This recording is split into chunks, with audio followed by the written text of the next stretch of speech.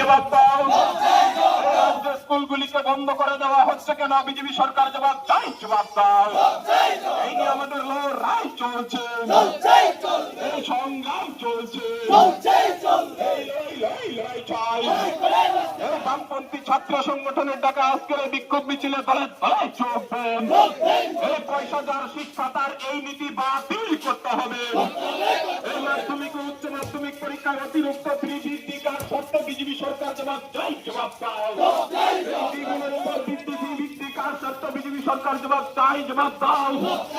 এই শিক্ষা দপ্তরের কুকলুকি সিদ্ধান্তের বিরুদ্ধে লড়াই চলছে, শিক্ষা দপ্তরের কুকলুকি সিদ্ধান্তের বিরুদ্ধে আন্দোলন চলছে, এই সংগ্রাম চলছে।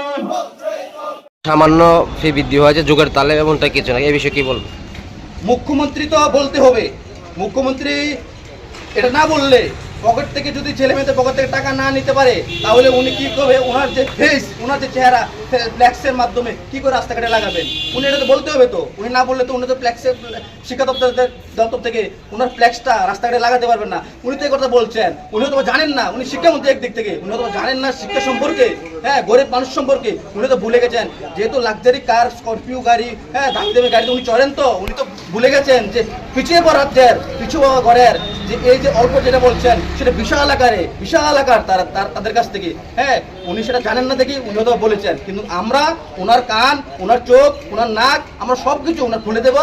আমরা সময় দিন, যদি আমাদের দাবি না হয় দেখবেন কয়েকদিনের মধ্যে এসএফআই এর রাজ্যের মধ্যে টিএসসিকে যুক্ত করে কি আকারে আন্দোলন করে ওনার কান, নাক, চোখ সব কিছু খুলে যাবে। সব দিক দিয়ে উনি দেখবে যে আসলে যে পৃথিবী বৃদ্ধি করেছে এটা অনেক অনেক বিশাল আকার।